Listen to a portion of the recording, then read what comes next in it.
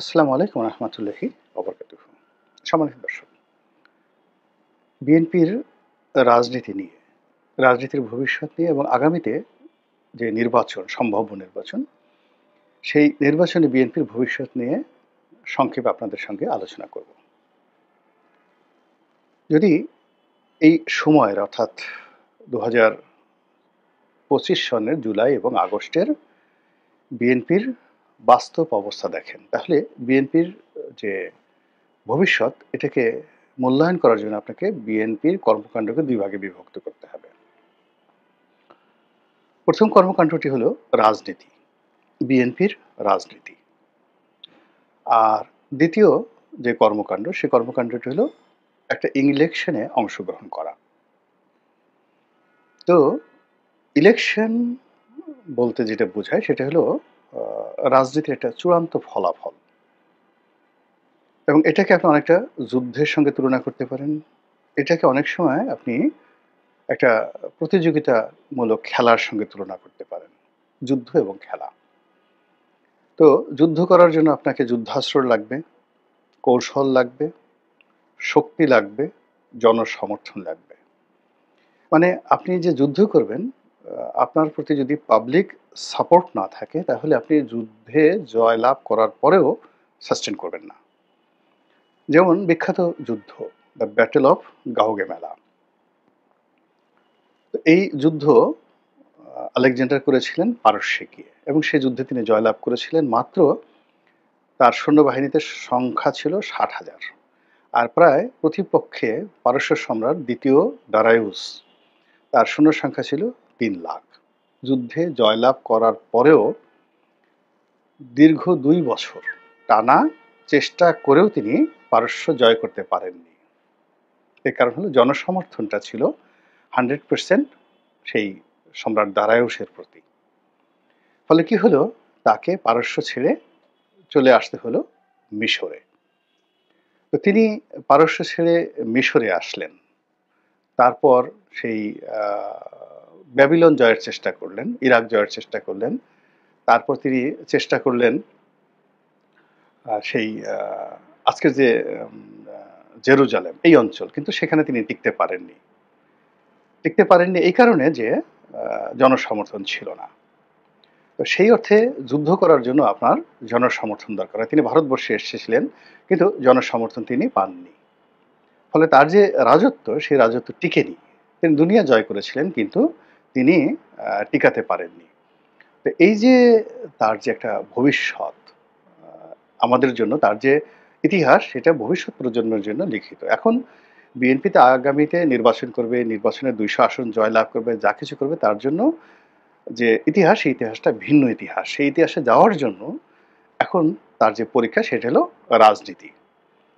তো এই যে রাজনীতি বিএনপি এখন করছে, যে রাজনীতি বিএনপি এখন করছে, সেই রাজনীতিতে গত ১১ মাসে ক্রমাগতভাবে বিএনপি শুধু পরাজিত হচ্ছে। বিএনপি একের পর এক ধরা খাচ্ছে। তার যারা রাজনৈতিক প্রতিপক্ষ, তাদের কাছে ধরা খাচ্ছে, সরকারের কাছে ধরা খাচ্ছে, তার যারা বন্ধু, তাদের কাছে ধরা খাচ্ছে। এমনকি বিএনপির যে অভ্যন্তরীণ যে দ্বন্দ্ব এবং সংঘাত, এটা সংক্রান্ত যে ভাতৃঘাতী রাজনীতি, এখানেও বিএনপি মারাত্মকভাবে ক্ষতিগ্রস্ত হচ্ছে। ফলে এই রাজনীতি যদি চলতে থাকে আরো ৬ মাস, তাহলে সামনে নির্বাচনে যে প্রতিদ্বন্দ্বিতা বা যুদ্ধ, ওই শক্তি মূলত বিএনপির থাকবে না, একেবারেই থাকবে না। তো সেই যে জায়গাটি, সেই জায়গাটি নিয়ে মূলত সংক্ষেপে আপনাদের সাথে আলোচনা করার চেষ্টা করব। আপনি যদি বিএনপি রাজনীতির যে ভুল এবং ভ্রান্তি, সেই ভ্রান্তি হলো শুরু হয়েছে কিন্তু এই জুলাই আগস্ট বিপ্লবে যেদিন শেখ হাসিনা পালালেন, সেদিন থেকে। অর্থাৎ গণঅভ্যুত্থান বলেন, আন্দোলন বলেন, জুলাই আগস্ট বিপ্লব বলেন, ওখানে তাদেরকে সমর্থন দেওয়া, এটা ছিল বিএনপির একটা, যাকে বলা হয়, রাজনৈতিক কৌশল। কিন্তু তারা যে জয়লাভ করবে, তারপরে তাদেরকে যে লজিস্টিক প্রকাশের সাপোর্ট দিয়ে সামনে রাজপথে নামতে হবে, এই কাজটি কিন্তু বিএনপি করতে পারেনি, অর্থাৎ এই সাহসটা তারা নিতে পারেনি। এর কারণ হলো শেখ হাসিনার বিরুদ্ধে ১৫ বছর লড়াই সংগ্রাম করে তারা শুধু বারবার পরাজিত হয়েছে, ক্ষতিগ্রস্ত হয়েছে এবং প্রতিটি ক্ষেত্রে তারা শেখ হাসিনা দ্বারা এত কিছু মানে জুলুম অত্যাচারের শিকার হয়েছে যে একেকটা সমাবেশ হয়েছে, একটা আন্দোলন হয়েছে এবং তারপরে হাজারখানেক মামলা এবং মহা সর্বনাশের মধ্যে তারা কিন্তু পড়ে গেছে। এজন্য এই যখন জুলাই আগস্ট বিপ্লব তুঙ্গে তখন তারা সিদ্ধান্ত নিতে পারেনি। তারা শুধুমাত্র মোরাল সাপোর্ট দিয়ে গেছে। এর কারণ হলো তাদের বিশ্বাস ছিল যে যদি এই ছাত্র জনতা ফেইল করে তাহলে এদের যতটা না ক্ষতি হবে বিএনপির তার চেয়ে বেশি ক্ষতি হবে। এবং ওই সময়টাতে বিএনপির যারা শীর্ষ নেতৃবৃন্দ ছিলেন তাদের মধ্যে নিদারুণ দ্বিধাবিভক্ত ছিল যে আমরা যে তাদেরকে নৈতিক সমর্থন দিলাম এটা ঠিক হলো কিনা, এটা ঠিক হলো কিনা। ফলে কি হলো, পলানে ছাড়েন যখন শেখ হাসিনা পরাজিত হলেন, তিনি চলে গেলেন, যে ভ্যাকুয়ামটা তৈরি হলো ওটার জন্য বিএনপির কোনো মানসিক প্রস্তুতি ছিল না, কোনো রাজনীতি ছিল না। ফলে কি হলো, যখন ক্যান্টনমেন্টের জেনারেল ওয়াকারুজ্জামান সব রাজনৈতিক নেতাদেরকে ডাকলেন তখন বিএনপি বুঝতে পারলো না যে তারা বিএনপি ভবিষ্যতে তারা দেশ পরিচালনা করবে এবং তাদের কাছে জেনারেল ওয়াকারুজ্জামানকে আসতে হবে। ওই বিশ্বাসটা তাদের ছিল না। তারা জুনায়েদ সাকি, তারা ববি হাজ্জাজ, তারা আন্দালিব রহমান পার্থ, তারা এনসিপির এই যারা নেতৃবৃন্দ নাহিদ, তারপরে শেষে জামাত ইসলামী, মানে তাদের সমপর্যায়ে তারা নিজেদেরকে নামিয়ে আনলো এবং বিএনপি নেতারা ওখানে গেলেন। ওখানে গিয়েও তারা কোনো সিদ্ধান্ত নিতে পারলেন না যে তারা কি জাতীয় সরকার হবে, ওখানে কি তাদের লোক থাকবে নাকি বিপ্লবী সরকার হবে, কিচ্ছু তারা সেদিন সিদ্ধান্ত নিতে পারলেন না। জাস্ট আনাকুম জানাকুম, অর্থাৎ সেখান থেকে ৫ তারিখ থেকে শুরু করে ডক্টর মোহাম্মদ ইউনূসের ক্যাবিনেট গঠন পর্যন্ত বিএনপি সিদ্ধান্তই নিতে পারেনি। অথচ এই সময়টিতে ছিল তাদের জন্য রাজনীতির অগ্নি পরীক্ষা। সেই অগ্নি পরীক্ষায় যদি তারা পাশ করতেন তাহলে আজকে পুরো পরিস্থিতি তাদের নিয়ন্ত্রণে থাকতো। গেল এক। এরপরে তারা সিদ্ধান্ত নিতে পারেননি যেদিন ৩২ নম্বর ভাঙা হবে এবং ৩২ নম্বর যেদিন ভাঙা হবে সেদিন তারা সিদ্ধান্ত নিতে না পারার কারণে তারা বেহেশত এবং দোজখ, তারা আওয়ামী লীগের বিরুদ্ধেও যেতে পারেননি, এনসিপির বিরুদ্ধেও যেতে পারেননি। তারা যারা ৩২ নম্বর ভেঙেছে তাদের পক্ষ অবলম্বন করে তারা উল্লাস করতে পারেননি। আবার তারা জেনারেল ওয়াকারুজ্জামান, ক্যান্টনমেন্ট, আইনশৃঙ্খলা রক্ষাকারী বাহিনী থেকে শুরু করে তাদের যে পক্ষে স্ট্রংলি দাঁড়িয়ে তারা এটা প্রতিহত করতে পারেননি। এবং এটা এই দুটো জায়গাতে তারা যে সিদ্ধান্তহীনতায় পড়েছেন, এই সিদ্ধান্তহীনতার কারণে they lost their credibility and their power and their stability. তাদেরকে আওয়ামী লীগ, জামাত, বিএনপি সবাই খুব সহজলভ্য মনে করছে যে এদেরকে ভয় দেখানো যায় এবং এদেরকে পাশে নেওয়া যায় এবং এদেরকে দিয়ে যে কোনো কাজ করা যায়। এরপরে তারা সিদ্ধান্ত নিতে পারেনি যে মানে ইলেকশনটা আসলে কবে হবে। তারা প্রথমে মনে করেছে যে খুব দ্রুত ইলেকশন হলে ভালো হয়, কিন্তু ইলেকশনটা যে ২০২৪ সনের ডিসেম্বর মাসের মধ্যে তারা আদায় করতে পারত এই বিশ্বাসটাই তাদের আসেনি। এবং এখানে তারা একটা সমাবেশ করেছে, নির্বাচন চেয়েছে এবং এটা নিয়ে যখন সমালোচনা করেছে বিভিন্ন লোকজন, তারা পিছিয়ে গেছে। অথচ পুরো মাঠের যে শক্তিমত্তা ওই সময় তাদের হাতে ছিল, তখন এনসিপি গঠিত হয়নি, কিন্তু তারা সেটা পারেনি। এরপর যখন ২০২৫ সন হলো, ২০২৫ সনের পুরো জমানাটা অর্থাৎ জানুয়ারি, ফেব্রুয়ারি, মার্চ, এপ্রিল এটা জামাতের যুগ, এটা এনসিপির যুগ। জামাত এখানে যেভাবে নিজেদেরকে গুছিয়ে ফেলেছে তার কাউন্টারে বিএনপি শুধুমাত্র হারিয়েছে এবং হারাতে তারা তাদের বিশ্বাস হারিয়েছে, আস্থা হারিয়েছে। আর একই সঙ্গে হোপ, স্বপ্ন বেড়েছে তাদের এবং অহমিকা বোধও তাদের বেড়েছে। অর্থাৎ অহমিকা তখনই হয় যখন প্র্যাকটিক্যালি মানুষ যখন বিজয় লাভ না করে। যেমন তাদের জনপ্রিয়তা আছে, ভোট ব্যাংক আছে, এগুলো মানে তাদের অহমিকা। তাদের কর্মী আছে, সমর্থক আছে, এগুলো তাদের অহমিকা। কিন্তু এগুলোকে মোকাবেলা করে, এগুলোর সাথে নার্সিং করে, এগুলোর সঙ্গে টাইম টু টাইম যোগাযোগ রক্ষা করে সব কিছুকে জামাত যেভাবে তাদের সংগঠনটাকে রেখেছে, ওই সংগঠন করার জন্য যে পরিশ্রম দরকার, ইনভেস্টমেন্ট দরকার, সেটা বিএনপির নেই। বিএনপি যে কাজটা করেছে সেটা বরং এই সংগঠন করতে গিয়ে সেখানে চাঁদাবাজি হয়েছে, কমিটিবাজি হয়েছে, সেখানে অনেক কিছু হয়েছে। এইগুলো অনেক কিছু হওয়ার ফলে কি হলো, নেতাকর্মীদের মধ্যে বিভেদ তৈরি হয়েছে। সেই বিভেদটা এই ক্ষমতার সময়ে এসে যারা ১ কোটি টাকা দিয়ে একটা কমিটির প্রেসিডেন্ট সেক্রেটারি হয়েছে, তারা জাস্ট ১ ঘন্টা সময় দেয় নাই বিএনপিকে। তারা সেই টাকা তোলার জন্য চাঁদাবাজি শুরু করেছে। আর ধরুন বিএনপির যারা শাসন করবে তারা তো আল্টিমেটলি এদের কাছ থেকে টাকা নিয়েছে। এবং গত ১৫ বছর ধরে এইভাবেই কমিটি বাণিজ্য হয়েছে এবং বিএনপির খুব অল্প সংখ্যক নেতা আছেন যাদের বিরুদ্ধে কমিটি বাণিজ্য করে টাকা পয়সা রোজগারের অভিযোগ নেই। আর বাকি সবার বিরুদ্ধে আছে। তো এই অভিযোগ থাকার কারণে কি হলো, বিএনপি তার সংগঠনটাকে নিয়ন্ত্রণ করতে পারেনি, যেটা জামাত পেরেছে। ফলে বিএনপি ধরা খেয়ে গেছে।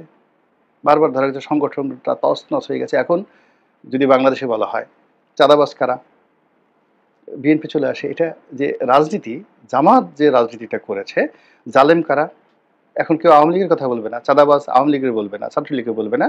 এখন এই পুরো রাজনীতির যে বিষয়টা, এটা চলে আসছে বিএনপির উপর। এটা রাজনীতির এটা মারাতে করা যায়। এখন সেই যে ২০০১ থেকে ৫ সনে, যেখানে সালাউদ্দিন কাদের চৌধুরী একটা ভিডিও দেখলাম, তিনি স্পষ্টভাবে বলছেন যে দেখুন মাঠের অবস্থা কি। মাঠের বাস্তবতা হলো, রাস্তায় গিয়ে যে কোনো একটা অন্ধ লোকরে জিজ্ঞাসা করেন যে 10% কে নেয়, কারা নেয়। তো সালাউদ্দিন কাদের চৌধুরী তখন সংসদ বিষয়ক উপদেষ্টা বা এরকম পর্যায়ে ছিলেন। তো তিনি তারেক রহমান সাহেবকে উদ্দেশ্য করে দুটো কথা বলেছিলেন। একটা কথা হলো, কুকুরের লেজ নাড়ায়, লেজে কুকুর নাড়ায়। তা বিএনপির মধ্যে দেখেন তখন কতটা গণতন্ত্র ছিল। এটার জন্য সালাউদ্দিন কাদের চৌধুরীকে বা তার গাড়িতে কখনো ছাত্রদলের হামলা হয়নি, বা তাকে হাওয়া ভবনে ডেকে পাঠানো হয়নি। তারেক রহমানকে নিয়ে কার্টুন হয়েছে, অনেক কিছু হয়েছে।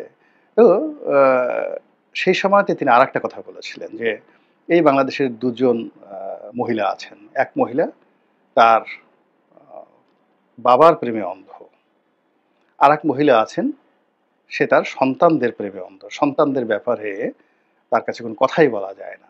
বেগম খালেদা জিয়াকে উদ্দেশ্য করে প্রাইম মিনিস্টার তিনি কিন্তু এই কথাগুলো বলেছিলেন। এবং আরেকটি কথা যেটা এখন ভাইরাল, সেটা হলো যে 10%, মিস্টার 10%, তারেক রহমান নিজে মিস্টার 10%। বললেন পথে ঘাটে মাঠে জিজ্ঞেস করে দেখেন, সবাই তাকে 10% বলে। এবং আমি এই কথাটা আজকে একটা সাক্ষ্য দিচ্ছি যে ওই সময়টাতে আমার একটা বাস্তব অভিজ্ঞতা হলো যে গুলিস্তানের যারা চাঁদা কালেকশন করে, ওই যে টোল কালেকশন করে, চাঁদাবাজি বসায়, তো সে তারাও বলে, তারা গিয়ে বলতে চাই বেশি করে টাকা দাও, এ টাকা হাওয়া ভবনে দিতে হবে।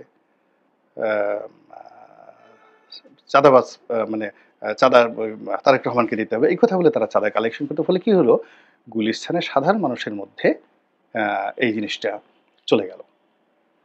এরপর আর একটা খুব গোপন কথা বলি, যেটা গিয়াসউদ্দিন আল মামুন সাহেব আমাকে বলেছেন জেলখানাতে। দেখেন কিভাবে দুর্নাম বদনাম ছড়িয়ে পড়ে, এবং তারেক রহমান সাহেবকে এই জিনিসগুলো জানতে হবে। সেটা হলো নাজমুল হুদা সাহেব। নাজমুল হুদা সাহেব তিনি যোগাযোগ মন্ত্রী, এবং তিনি তারেক রহমান সাহেবের মেন্টর হিসেবে তখন খুবই প্রভাবশালী। যোগাযোগ মন্ত্রণালয়ে বিশাল ব্যাপার। তো উনি বললেন একদিন, গিয়াসউদ্দিন আল মামুনকে বললেন, এটা তারেক রহমান সাহেব জানেন কি জানেন না, এটা মামুন বলতে পারবেন। তো উনি, মামুন সাহেব যে কথাটা আমাকে বললেন, যে উনি বললেন যে দেখো এখানে এই যে সিএনজি যে অটোরিকশা, সেই অটোরিকশা আর সিএনজি যে ফুয়েল স্টেশনগুলো, এগুলো স্থাপন হবে। তবে এখান থেকে আমরা ইচ্ছে করলে পার্টির জন্য কিছু টাকা কালেকশন করতে পারি, তো আমরা এটা করব। মানে উনি সিদ্ধান্ত নিলেন, উনি খুব ভালো লোক ছিলেন, করলেন। তো মামুন শুনলেন, আমি বলে আচ্ছা ঠিক আছে, দেখেন যেটা আলাপ আলোচনা করে ভালো হয় সেটা করলেন। তো মামুন সাহেবের যে বক্তব্য, গিয়াসউদ্দিন আল মামুন, যে উনি ফান্ডে, ওই পার্টি ফান্ডে হয়তো ১ কোটি টাকা জমা দিয়েছেন, কিন্তু নিজে ১০০ কোটি টাকা মেরে দিয়েছেন বস্তা ভরে ভরে। মানে এই হাওয়া ভবনের কথা বলে, তারেক রহমানের কথা বলে, এই গিয়াসউদ্দিন আল মামুনের কথা বলে তারা সেই টাকা নিয়েছেন। টাকা নিয়ে পার্টি ফান্ডে হয়তো দিয়েছেন ১ কোটি, কিন্তু নিজেরা ১০০ কোটি টাকা মেরে দিয়েছেন। দ্যাট ওয়াজ হ্যাপেনিং, এবং সেটা সেখানে হয়েছে। একইভাবে যেটা আরেকটা কথা, এই যে মামুন আমাকে বলেছে, তারপরে আবার সেই সেম কথা এখন পিনাকিও বলছে, এবং সম্ভবত পিনাকিকে এই কথা বলার জন্য মামুন সাহেব বা অন্য যারা আছে তারা এই তথ্যগুলো দিয়েছেন। বা তারেক রহমান সাহেবের যে এখন মিডিয়া সেল দেখেন যে ভদ্রলোক মিস্টার পাভেল, তিনিও হয়তো এই তথ্যগুলো দিতে পারেন। সেটা হলো ওই যে খাম্বা নিয়ে, মানে খাম্বা যখন তৈরি করা হলো, এর 90% যে কাজ, 90% কাজগুলো পেয়েছেন জেমকন গ্রুপ। জেমকন গ্রুপ মানে কাজী শাহেদ আহমেদের কোম্পানি। এবং তার অন্যান্য সিস্টার কোম্পানি। অনলি 10% কাজ পেয়েছে মামুনের কোম্পানি মানে খাম্বা।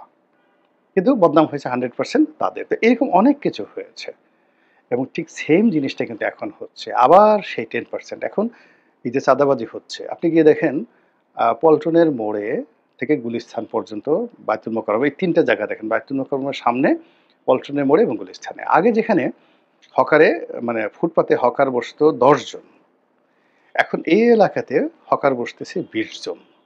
Varieties hawker.